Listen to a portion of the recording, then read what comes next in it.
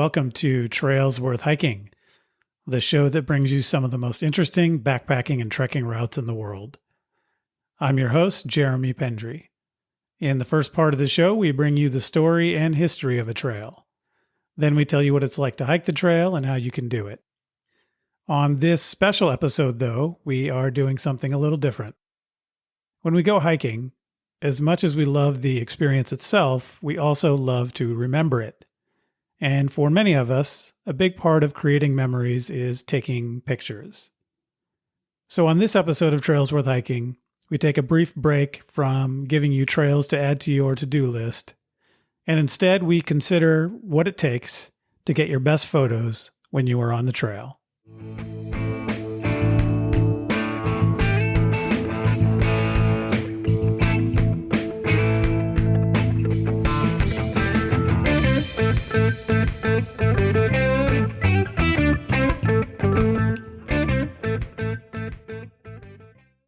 Hello and welcome to the show, everyone.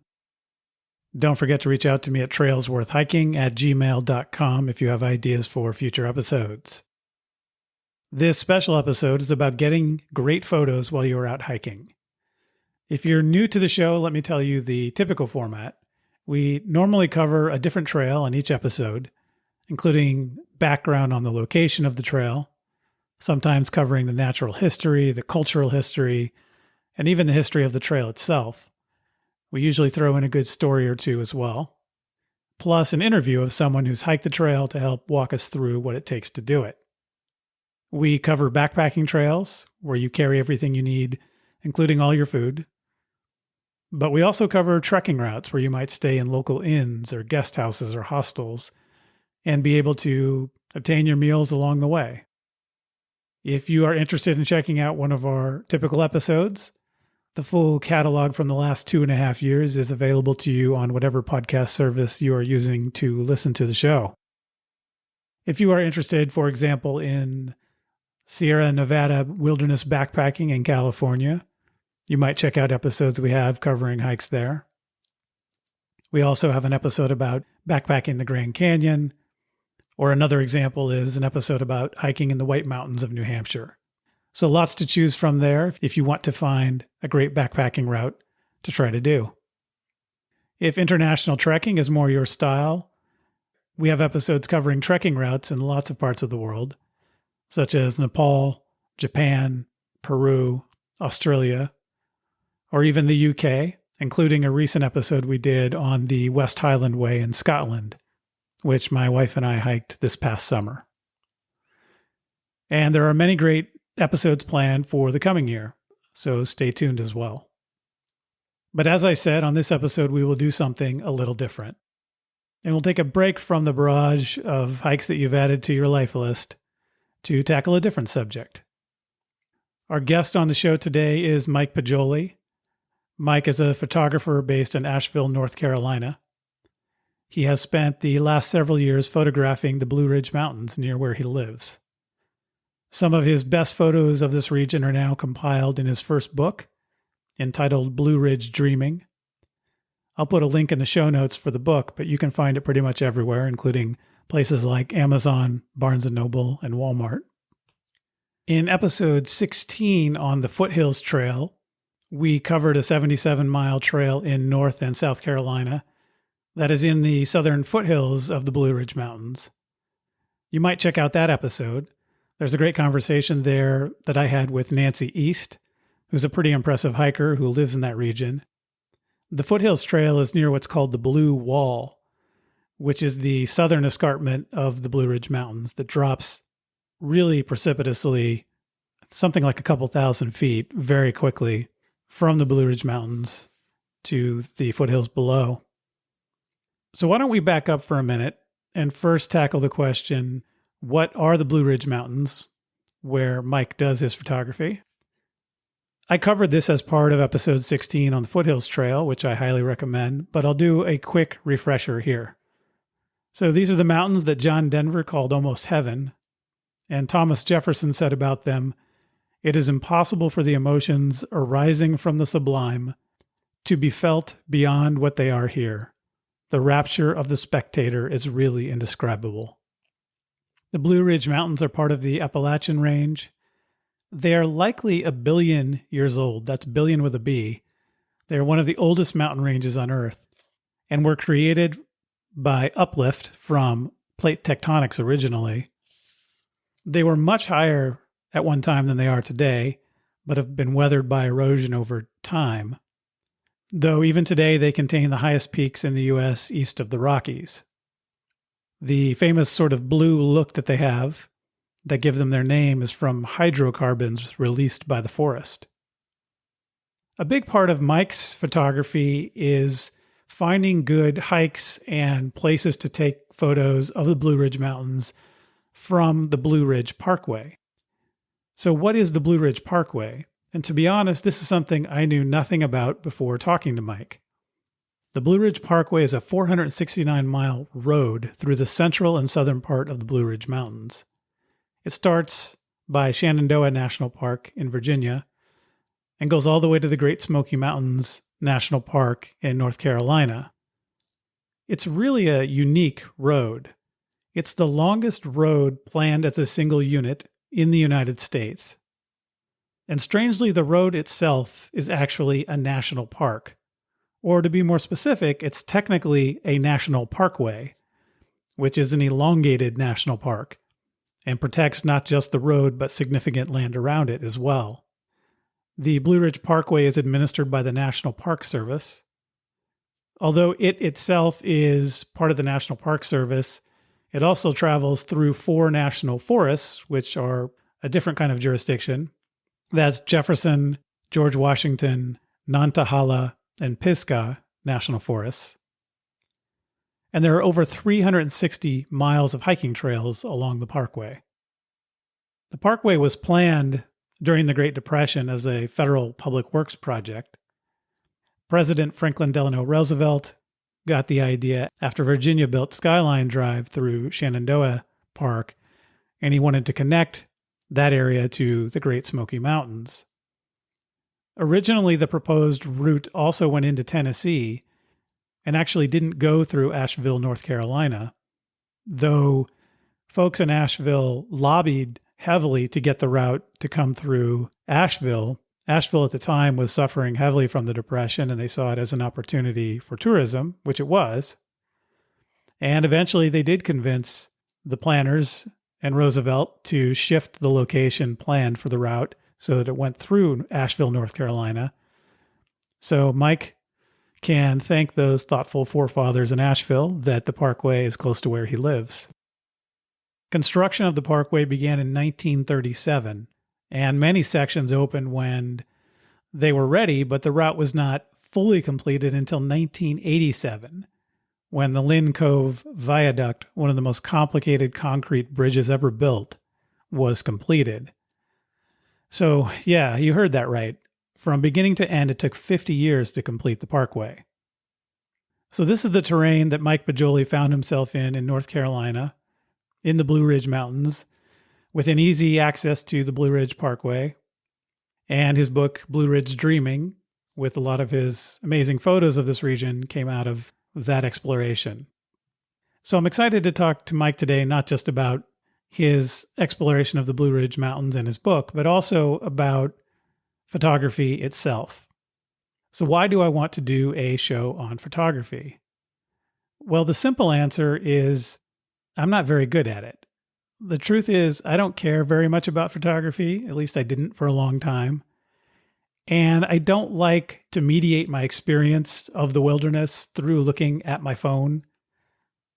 And interestingly, Mike doesn't really like that either. And it's something that we talk about in the interview, which I think is an interesting discovery in talking to a photographer. But lately, I have started to think about photography more. So why is that? For one, I've been doing a lot more solo hikes. And as a result, it's more important for me to have pictures so I can tell my family and friends about what I've been up to and show them a picture or two from my trips. So it helps me document trips where I'm the only one out there experiencing it. Another reason is that phone cameras have gotten way better over the years. So now you can take very high quality pictures with the camera on your phone. And I guess also I've started to see the value of having a quality photo as a way to preserve memories. So when the opportunity came up to talk to a professional nature photographer, I thought, why not? So in the interview, Mike and I talk about his background in photography, his experience with putting together his first book, how he likes to do his work as a photographer, and of course, some tips for us amateurs on how we can take better photos when we're out hiking. So with that, please enjoy my conversation with landscape photographer Mike Poggioli.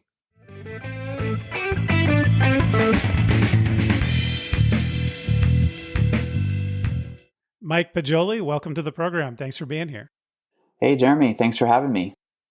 So, Mike, you live in the Asheville, North Carolina area, but you are not originally from there. How did you end up in that part of the world? And, what was the evolution that brought you there? Yeah, that's right. So I grew up just 30 minutes north of New York City. So it's been quite a interesting path here to Asheville. Started actually after college. I went to college in New York, and then ended up doing teaching actually in Chicago. So really fell in love with Chicago, and that's actually where I fell in love with photography, taking pictures of the architecture. I loved it. And then ended up switching career paths into clinical psychology. So moved to Cincinnati, Ohio to do grad school for 4 years. And then as part of my program, had to do an internship year, my 5th year. Actually ended up getting placed or matched, kind of similar to the medical kind of training process. Ended up getting matched at the Asheville VA hospital, so working with veterans. And really just fell in love with the mountains. And that was in 2019. Since then, I've just kind of stuck around in the Blue Ridge area and here to stay. That's an interesting story that you started with basically urban photography in Chicago, which of course is an amazing city for photographing architecture. There's so much of an architectural history there. Mm-hmm. And so how did that evolve? Was it really just now in Asheville, there's more of an opportunity to have nature photography? Or did you start evolving away from that as you went from Chicago to Cincinnati and start thinking more about landscapes and outdoor photography? It was interesting. I think part of me always felt really connected to nature, but I just kind of grew up in so close to a big city.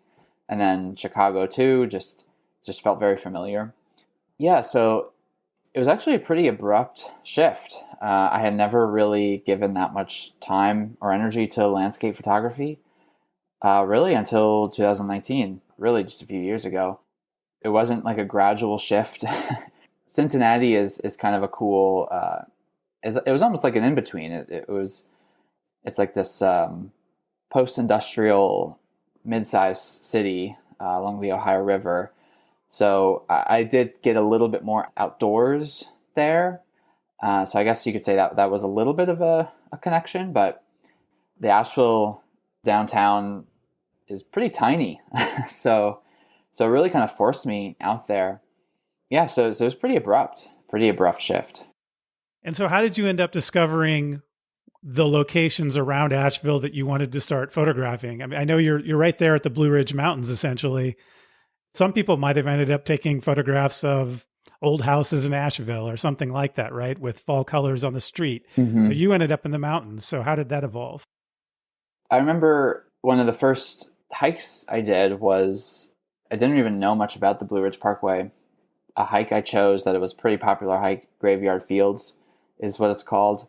It's pretty up there, high elevation, and it's off the Blue Ridge Parkway. So I'm just driving along the parkway, following Google Maps, really, and thinking to myself, "Whoa, what is this? What is this road?" And then it's like, "Oh, this Blue Ridge Parkway." And then did some research, and it's like, it's a national park. It's a road that's a national park. What?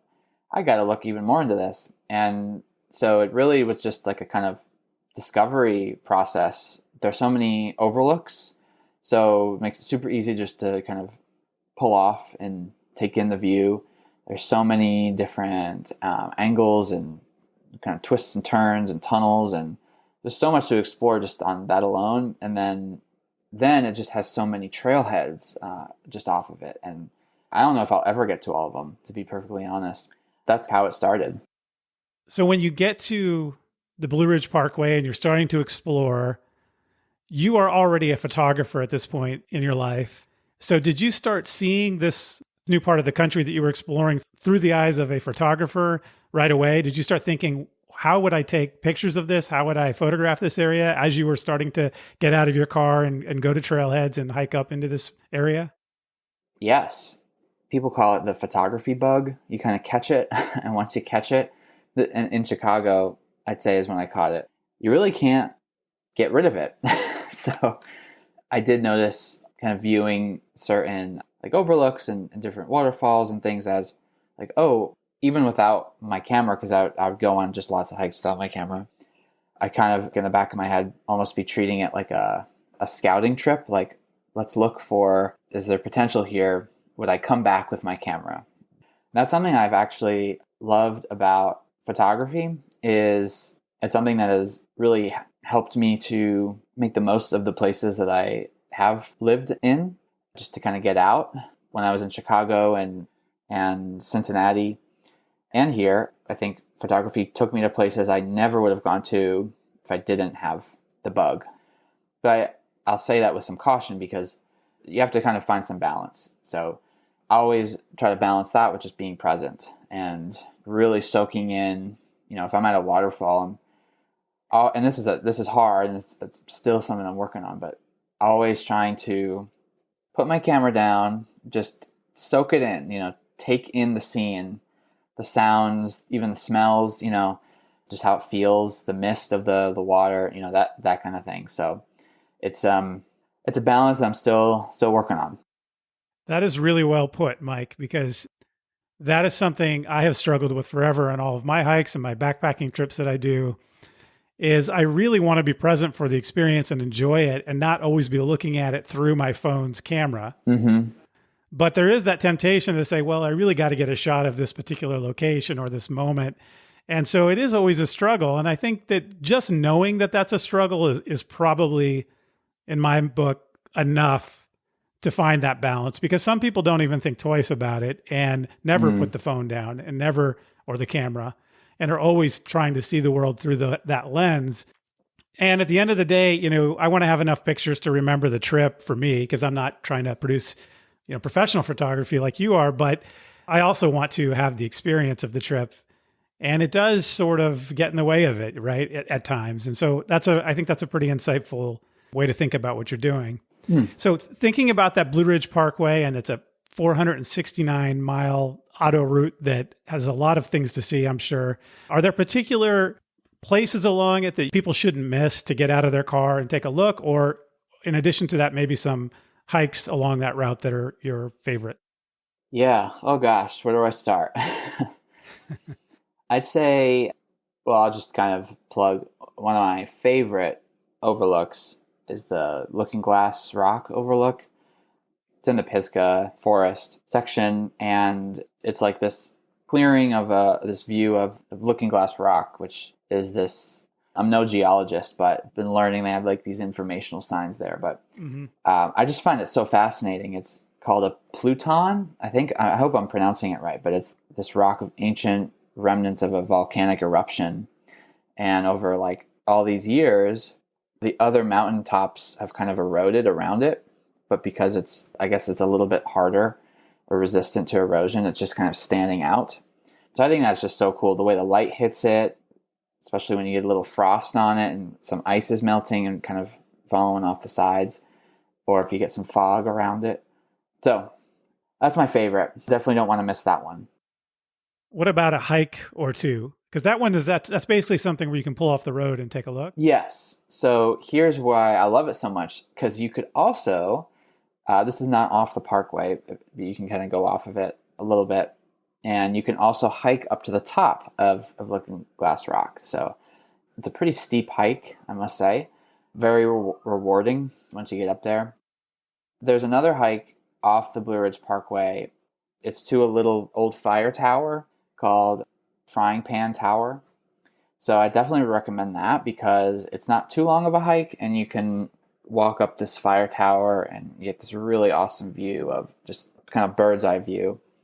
If you take a picture from it, it looks like almost people might say like, oh, did you have a drone? So, but drones are illegal on the parkway. So it's a nice little sidestep there. Are the fire towers in this area still manned? Are there people actually up there in the fire towers when you were there? Or are these sort of out of service now because of technology? I think they're out of service. The few that I've been to, the actual opening to the top part where it's enclosed is boarded up and locked up.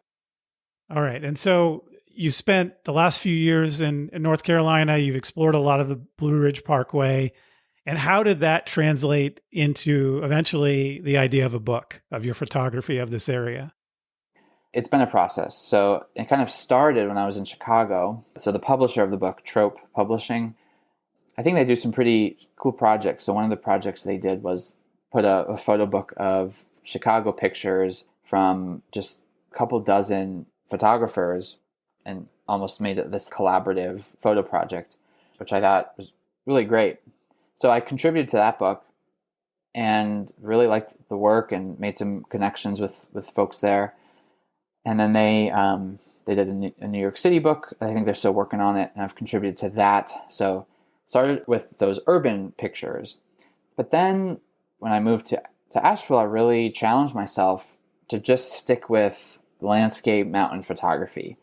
There's a certain point on Instagram or other sites where it's just a clean break where it goes from city to landscape.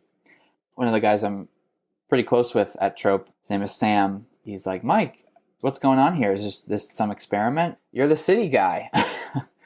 And I said, I'm just going to stick with it and see what happens. And I stuck with it. And maybe 6 to 8 months later, maybe even longer than that, he reached back out to me and said, Mike, you're sticking with it. What do you think about a book, a Blue Ridge book? It looks like we have plenty of content that we can kind of work with. I said, oh, I don't know about that. I'm just doing my own thing, and kind of followed up again. And I said, let's just go for it. So that's kind of how it happened. Just having built a good relationship with Trope and sticking to this new kind of experiment that was landscape photography. So the book is called Blue Ridge Dreaming. Yes. Uh-huh. And when is it coming out? So it'll be coming out sometime in October this year, which is perfect timing because it's heavy on the fall colors. I wanted to ask you about that because I saw the electronic advance copy and the photos. I mean, from an amateur perspective, I don't have a lot of credibility in telling you anything about your photography, but to me, they looked amazing. Thank you. But the thing that I really noticed was the way you captured the seasons, and the book itself is actually organized by season. Mm-hmm. In the time that you've been photographing landscapes in the last few years, how have you found that the seasons impact the way your photos turn out and sort of what you're able to capture? It's tricky. They do a lot, actually. As you'll see, or as you have seen in the book, the color palette I lean towards a color palette that kind of balances the complementary colors, like warm, brighter oranges and darker blue tones. It's trying to strike that color balance in each of the pictures. So autumn lends itself perfectly to that with just the changing colors. And then a lot of times, with landscape, I've noticed, for example, you can get the dark side of a mountain, maybe in the background that lends itself really well to just kind of a darker kind of blue tone in the background. And then, if I get something, like the light hitting some trees in the middle of fall, I get that pop of orange or those, reddish oranges or orangey yellows. So autumn is it's kind of perfect for that. And I will say it's been more of a challenge to kind of stick with that theme, especially in the summer, because one of the things that really stood out to me so much when I moved here was just everything is so lush. It's so much green in the summer. And that's been really hard for me to edit. And while trying to stay true to kind of my color palette. So you'll see like a few greens, darker greens make their way in there. So those green tones, but usually when I'm editing them out, kind of mute them out. That's been interesting. It's been a challenge. Usually I'll try and find like wildflowers, which there are plenty of around here, that lean more, reddish, pinkish orange to kind of pop in for those summer photos. That's an interesting problem to have, that there's just too much green to make anything stand out. I never thought about that, but yeah, I could see that being an issue. We'll talk in a few minutes, I think, about some advice you might have for others on how to take good nature photography, good landscape photography. But it sounds like one thing to be thinking about is to have some contrast in the colors. Mm-hmm. Because if you're in person and you're looking over a green valley, it may just be awe-inspiring, but in a photo, it's just going to look like a big swath of green. Yeah. If you don't have maybe a granite peak sticking out somewhere or wildflowers somewhere or something to provide some depth and some contrast. Mm-hmm. Yeah, that's very true. Yeah, I'll definitely talk about some ways to get around that. And so how did you select the photos for the book? Or is this pretty much the editor doing all of that? Or did you have a lot of input into which photos ended up ultimately in the book? Yeah, it started out with a ton, like over 100 options, my favorites that I gave to the editor. And then there was actually a lot of back and forth. There's a lot of intentionality that we put into it. And something I really appreciated about Trope's approach is they really gave me like a sense of, this is your book, so just let us know what you want. And they gave me, some really good guidance too, which I think is really important, that objective kind of eye as well, or just some good feedback. So really the process was, it's heavy on the fog. You'll see a lot of like cloud inversions, things like that. It's heavy on warm light. So photos that were taken closer to sunrise and sunset. So you see a lot of that. So really took it literally with Blue Ridge dreaming, like the dreamier the better. And what better than some nice warm light and some fog and clouds and the effects that they have when you're shooting like these layers and layers of the mountains or the twists of the Blue Ridge Parkway. So really did a lot of work, a lot of back and forth on staying true to that theme. One of the things that the book does is match your photos with quotes that are sort of appropriate for the scene that's captured. And I know that that's something that the editor had a lot of input into, but now that you've seen the sort of final proof of the book, are there particular matched quotes? Is there one that stands out for you that seemed particularly interesting or captured in a special way what you were photographing?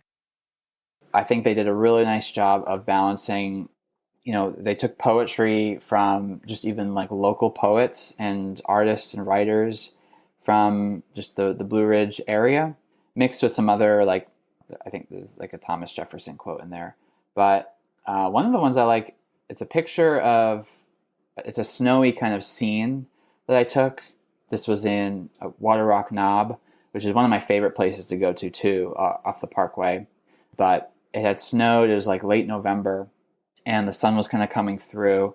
And I was going on a hike with my partner and asked her to kind of stand somewhere and pose. So it's like she's this kind of lone figure surrounded by these snowy trees or kind of glowing. And so the quote next to it is, it's by Rachel Carson. It says, "There's something infinitely healing in the repeated refrains of nature, the assurance that dawn comes after night and spring after winter." So I think it does a really nice job of kind of capturing, it's kind of a somber kind of tone or mood to the photo, but there's also like kind of a warm glow that kind of getting caught in the snowy trees that gives us like sense of, oh, there's some hope here. There's some light. So it's one of my favorite pictures, and I thought it was just a great quote. Just kind of goes really well with it. Yeah, that's a good one. And it has, like you said, it has a sort of a deeper, it's multifaceted. And that's what makes something more interesting, right? If you can see it in different ways at the same time. So that's great. Mm-hmm. So what is the most beautiful scene that you have seen in the Blue Ridge Mountains that you were able to capture in a photo? That's a really hard question. There have been so many. So I went a couple of years ago, went to Linville Gorge, which is known as the Grand Canyon of the South. I love that place. I could shoot there, hike there like for weeks, and it's just so beautiful. But I went there with a friend up to Hawksbill Mountain for sunrise. This was mid-June, and a big challenge is always, you can never predict how good a sunrise is going to be. You know, you can look at the weather forecasts and all that, but you never know until you're there at the time. So it's always a gamble. Went up, so it was about a 2-hour drive and then like maybe less than an hour hike up, but we both woke up at like 3:30 and went. But when we got up there, the sky was just probably the most amazing sunrise I think I've ever seen. Reds, purples, oranges, pinks, all just right in front of me. That's something I'll never forget, and I don't think I could ever replicate that. So that's definitely up there. But you were able to capture it pretty well. It sounds like, were you able to get a photo that captured it as best as you think you could? I sure hope so. It's always the challenge. It's, you know, you look at this amazing scene and you're like, I hope I do this justice. So there is a picture of it in the book. I want to say it's going to be page 12, perhaps. It's a horizontal, and you can kind of see in the foreground the real, like, they almost look like shards of rock at the top of Hawksbill in the foreground, and then this beautiful, right, like moments after the sun had just risen. So yeah, that's in the book. I really hope I did it justice, but it's something I'll never forget. Were you thinking of another one you wanted to describe too, or was that the one that comes to mind? There's one which is actually the cover. So the cover of the book, and there's also a bigger version of it inside the book, but it's of this kind of single cabin nestled in the woods, just on its own, and was taken from the parkway. I forget if it's right before or after Crabtree Falls, which is a pretty well-known waterfall, which you can also hike to from the parkway. I was actually taking pictures of Crabtree Falls that morning. It was like mid-October last year. And it was pretty cloudy, and I didn't really have much of a hope other than just cloudy conditions actually can be good when shooting a waterfall. You don't get that harsh light. So I was driving back home on the parkway, and I looked over and I saw the sky starting to part, and I saw this little cabin. So basically, the cover of the book was never supposed to happen. Like I could literally have just kept driving, and I did. I did keep driving, and then I hit a tunnel and actually got out to take pictures of the tunnel. But part of me was like, just go back and see what's up with that cabin. And I'm so glad I did. I turned back, and the sky had kind of opened up just enough, but there was this cloud inversion that was just misty, like kind of transparent enough to kind of see through it. And then the colors of the trees and the leaves were just peak. So everything just kind of came together at once. And I couldn't believe it. I couldn't believe it. I just kept shooting, like clicking the shutter just to make sure. I was like, I got to get something, almost frantically. But that definitely is up there too. I think something like a cabin can be powerful because it adds a whole different element, which is the human element, and puts it right into the photograph, right? So it can add loneliness or, who knows what, but it can add all the emotions that people have by imagining now a life or lives in that scene in a way that a scene that's only nature may not convey. Yeah, I totally agree. There's not a person in that photo, but it almost kind of leaves you wondering, like, who's in there? It kind of evokes this nostalgia for me, like someone's in there staying nice and cozy and warm, nestled into the the mountains, the fog, the changing leaves, but they're just kind of enjoying their time, whoever's in there. Maybe that's a good segue to talking about your process a little bit and sort of how you think about photography and some advice you might have. So first, How do you decide where to go? Are you basically just trying to cover as much ground as you can, or do you have a sort of method to the madness in trying to get a good shot? One of the best ways is, and I'm a big believer in just no man is an island. So Instagram has, from the very beginning, has been a great way to connect with really cool, amazing creators and photographers. And so just tried to really connect with as many as I could in the area, and being able to like scroll through and see what they're shooting is really I'd say like one of my biggest inspirations, because I see like, oh, that's an awesome picture. Where'd they take that? People love being asked, not in the comments, but like, a nice message that's personal and respectful, and just asking like, where was this? And even like, I'd love to like go there sometime if you're ever shooting again. But so there is a big social component to it. And thank goodness for the Instagram save features. I save so many pictures. Oh, this is going in the North Carolina or the Asheville folder. When it comes to the weekend, I try to get at least a sunrise in every weekend.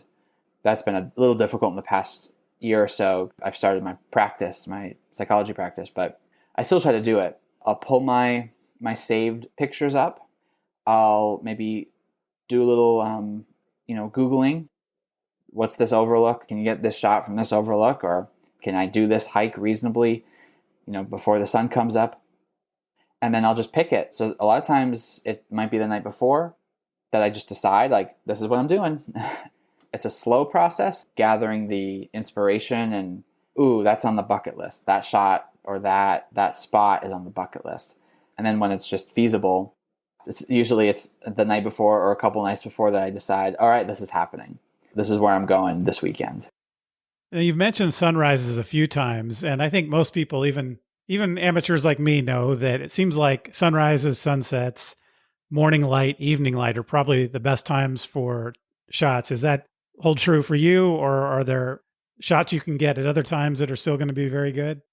Yeah, I'd say it's really hard to work with, that overhead, that light like midday, that's just really harsh, kind of beaten down, casting those pretty harsh shadows. And I found it really hard to work with.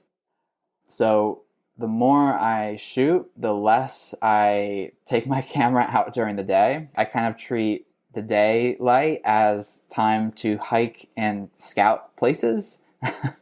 And then I'll come back for sunrise or sunset. So I have really been limiting a lot of my time to those times of morning and evening. I did mention earlier, on a nice cloudy day, I have been just becoming a lot more appreciative of that nice diffused light, especially for like a waterfall or after a storm or after a rain, or even when it's like raining. Sometimes that grayness can be really nice and be a whole nother mood to the photo. So I'll try to capitalize on that when, if I am shooting during the middle of the day. Are there other things besides time of day or cloudy versus not cloudy that are important to you in getting a great photo? I am still trying to figure this out. I'm no weather forecaster, but trying to figure out like when certain times of year when you're more likely to get cloud inversions in the morning. I know like it has to do with dew point and matching with the temperature, things like that perhaps, but those early summer months, I found a lot of good success there. And then that kind of early fall when those temperatures are changing again. So those times of year, I'll really try to go out. Basically, I'm chasing those cloud inversions when I can. So that's another one. So that's to get the sort of misty layer look that you can get in the Blue Ridge Mountains? Yes. Yeah, exactly. Okay. For the gear geeks out there, what kind of camera do you use? I have a Canon 5D Mark III, which I love. It's great. I love the feel of it too. And then my go-to lens is a Sigma Art 24 to 70 millimeter 2.8 aperture. And I love that thing. Like I take that with me everywhere because it's so versatile. So you can kind of zoom in just enough but then zoom back out for a nice wide shot. So it has a lot of ability to do different things with just that one lens. Yes. So that's really nice because I could just kind of like, if I see something, zoom in a little bit, to get some layers. But then if I see like a wider scene, I don't have to stop and drop everything I'm doing just to change the lens. All right, now let's get away for a moment from the professional gear and talk about the rest of us out here who are taking photos with our phones, with our mobile phones when we go hiking. What advice do you have for us amateurs out there who are using mobile phones to take better photos? Yeah, that's a great question. And I think it's so important because phones, they're so powerful. There's so much you can do. And I didn't mention this, but that's how I started photography. So I was, commuting on the L in Chicago and would just take my phone out and just snap pictures. And, it was like a dinky iPhone 4S or something. But still, you get really good stuff. So I'm a huge proponent of anyone can take a great picture with your phone. I think there's that quote, the best camera you have is the one that's with you, or something like that. I'm great at butchering quotes, but I think I got the spirit of it. So yeah, I'd say one of the nice things is the phone will kind of take care of all the exposure for you, and which is really nice. You don't have to kind of worry about that. So you can kind of just focus on the composition. So I'd say the big thing with the phone is really get an idea of what kind of composition you want. And it's also nice because, you can kind of see on the phone screen, exactly what you're going to get. There's like no guesswork. So I always say, slow down, take as many photos as you want just to kind of, get it right, whatever vision you might have. And I think it really comes down to leveling the playing field here, because the phone has so much capability, is try different compositions. I'd say the most kind of basic, if you want to start, is starting out with like the rule of thirds. This could work for either a vertical or horizontal photo. Imagine you kind of cut the screen into 3 equal parts. So maybe you want to have the left third, flower in the forefront. And then, so once you have that locked in, you can click, for iPhone users, I have an iPhone, kind of click, okay, that's where I want to focus. So let the camera focus. And then before you take the picture, play around with the angle and pay attention to maybe what's in the background of the right third section. Maybe you want to get like kind of a blurred, a bokeh effect of, a mountaintop, or maybe the road if it's off of the parkway, or Looking Glass Rock. So really focus on what kind of composition, what do I want to fit into this frame, and how can I be as mindful as possible with that and have some fun with it. A lot of us, when we go backpacking or hiking, we're with friends or we are with family, and we're going to want to include them in the photo. Mm-hmm. Any advice for composition when you have a person that you need to include in the shot? That's a good question. I'd say it depends on what they want. If they want just straight up like them with something in the background, go for it. If you want to get, something epic, you can look for, a little ledge. It's safe, of course, for them to kind of stand off and look out at. And you can apply the rule of thirds there. If you want to add a little bit of a sense of adventure or scale, even kind of zoom back out so you get more, you can kind of get them in 1/3 of the picture, and then them looking out to, a valley, or this cool scene. Them looking out will actually draw your eye toward that part of the scene when you have the photo, right? Like you will see where they're looking, and it will cause you to look to that spot as well. Exactly. Yeah. And even if they're wearing like, a hat, with a bill, even that small detail of them looking that way, that pointing towards that view is going to bring the eye even more. So even being mindful of even those small things can be really powerful, make a big difference. One of the things that we've talked about is how it's good to take photos at the beginning of the day and the end of the day. And I really like to do that. I usually will take photos while everyone else is still asleep in camp. So I'll spend the morning going around the lake if we're camped at a lake and trying to find good shots. Mm-hmm. But the reality is a lot of the time we are hiking, particularly out here in the West where there's a lot of sunny days and not a lot of cloud cover. We often are hiking with the sun overhead and we still want to take pictures of the things we're seeing. Any thoughts for sort of the best way to minimize the bad photos you might get from that kind of situation? That's a great point because honestly, I'm still trying to figure that out.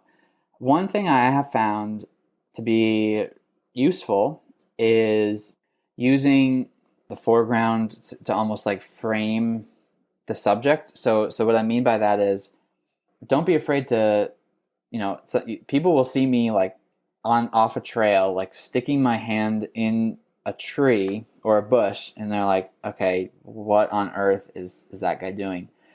But if you look, you can kind of see, if you can try to get, the bush leaves to go around the frame. So it's almost acting as a natural border. Okay. And then, whatever your subject is, kind of point it there. So like I'm thinking, for example, I just went to, it's called Short Off Mountain, which is in Linville Gorge. And you can kind of, from the top of the mountain, see this lake. I forget the name of the lake. Or even Hawksbill, also in Linville Gorge, I used these pine tree stems and pine cones all coming around the edge of the frame. And right in the center was the peak of Table Rock, which is across the gorge. So I hope I'm describing it well enough, but what it does is it kind of eliminates that harsh light. You don't see as much of that harsh light coming in because the border kind of subtracts it for you. Yeah. And then you just click on where you want your camera to focus, which is right in the center. It'll be hard to tell what time of day it is. That is pretty helpful. And we were talking also a minute ago about placing people in shots. And I always have the question of, do I want them right up close to me where I really get the person, or do I want them sort of in the scene? And is that really just a matter of what you're trying to capture? Or do you think there's really a sort of sweet spot for where to put a person in a shot?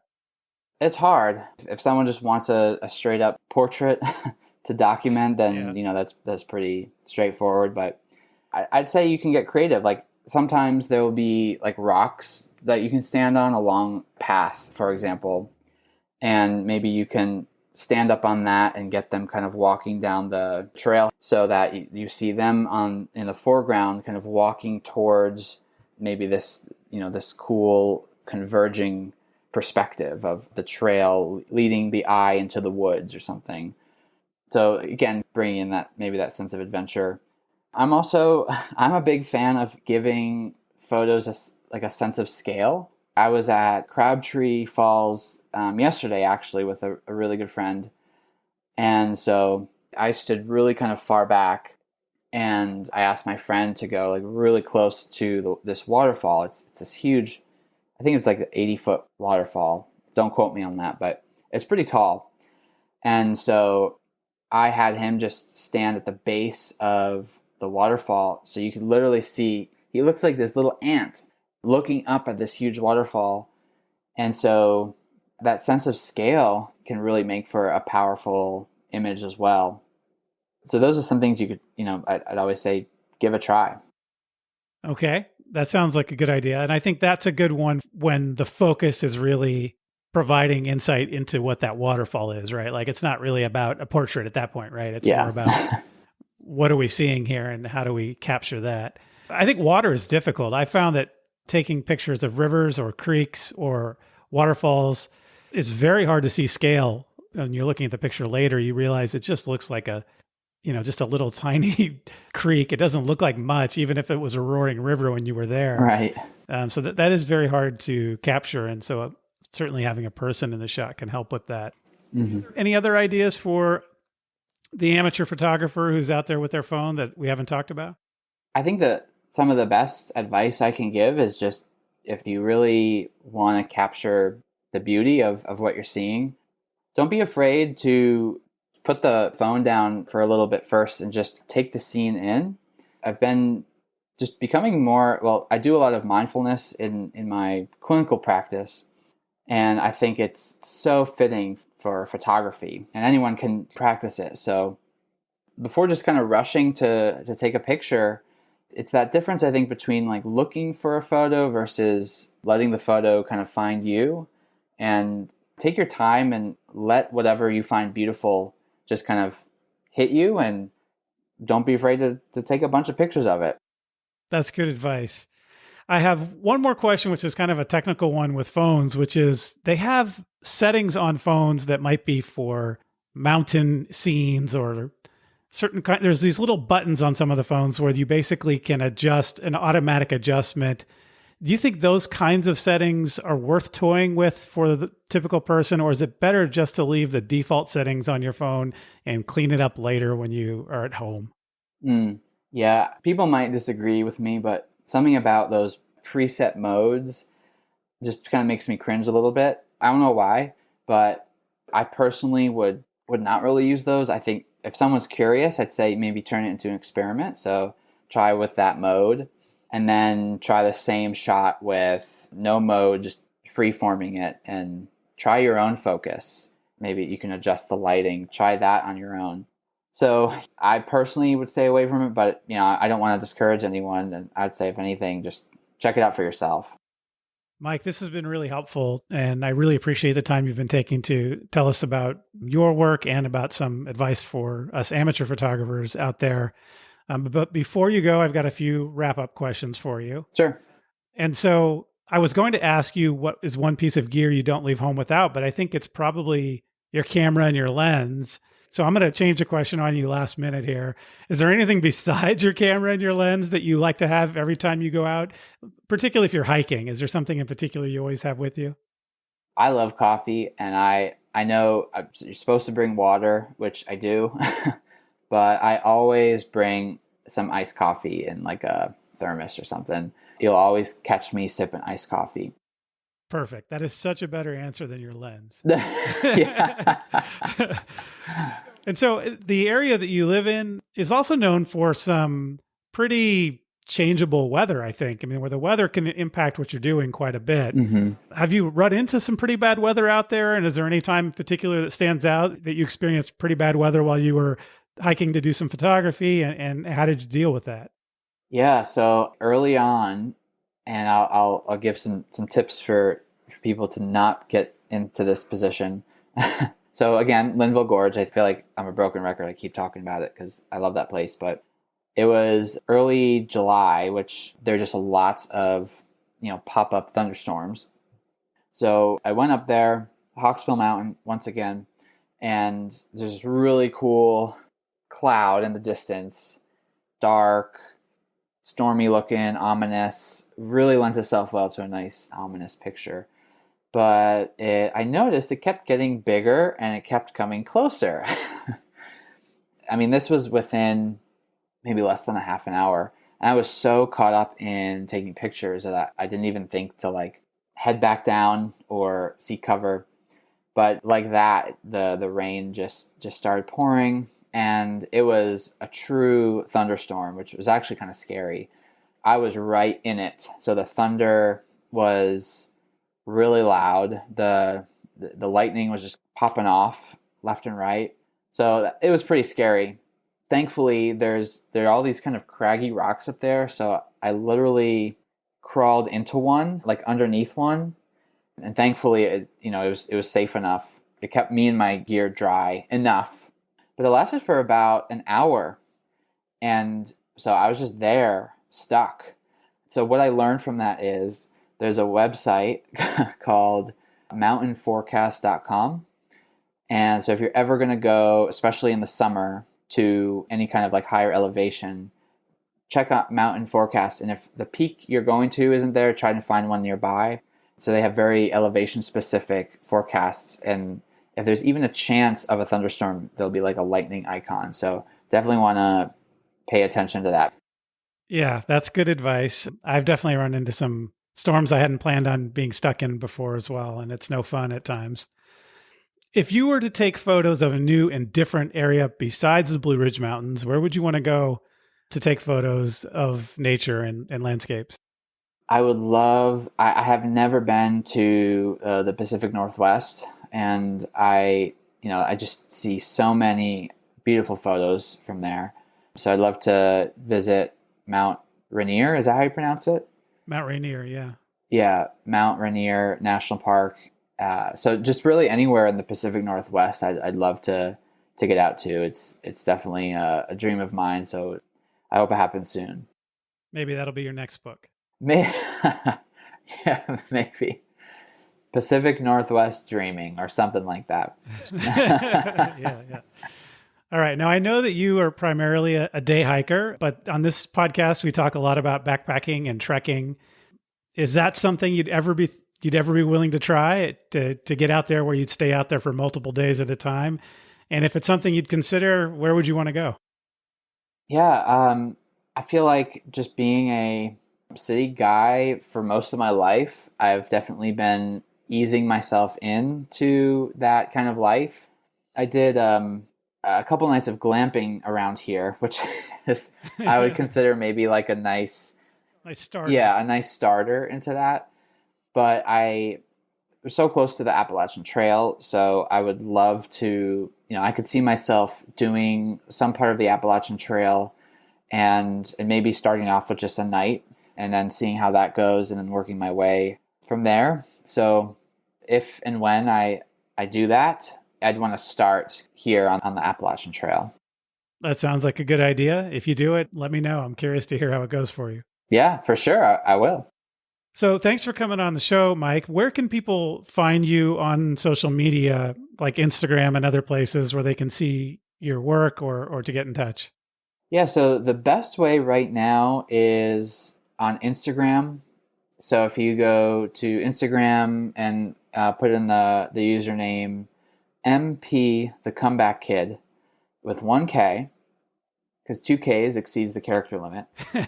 That is the best way if you want kind of check out the work. There's a link also that takes you to a bunch of other places, like where you can get the book, where you can get some prints or just even some other like larger scale photos from my Chicago and New York City and Cincinnati days. So I'd say that's the easiest place to start. Great. Mike Poggioli, thank you for coming on the show. I appreciate it. Yeah, thanks so much, Jeremy. This was a great time, and thanks for having me.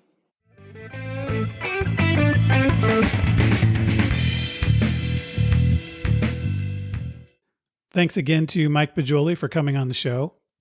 I hope we've inspired you to take some great photos on the trail. Some of you do send photos to me from time to time on hikes you've been doing, which I love to see. So I hope that this episode has inspired you and helped you to take even more memorable photos so that you can send them to me to see of all your great hikes. And if you enjoyed this episode, tell a friend about it, or better yet, give us a good review on whichever podcast service you use. All right, next time on Trails Worth Hiking. I previewed our next episode once before on the last episode, before this special episode, but I will preview it again here. If none of the trails we've covered on this show are challenging enough for you, we've got an episode coming for you. This trail covers 400 miles of rough and wild terrain, some of which is trail, but other parts are just a route that only aspires to be a trail. The trail covers a vast array of different features, including mountaintops, deep redwood forest, canyons, gorges, river crossings, grasslands, oak savanna, and even beaches. For the vast majority of this hike, you'll see almost no one, despite that you are hiking between two major metropolitan areas in the most populated state of the United States. Our next adventure is on the Condor Trail in the Los Padres National Forest in California. If you have any questions or feedback on this episode, or ideas for future episodes, including if you want to be a guest and talk about a trail that you've hiked, don't hesitate to reach out to me at trailsworthhiking@gmail.com. So start planning your next hike, and before you know it, you'll be on the trail. Thanks for listening.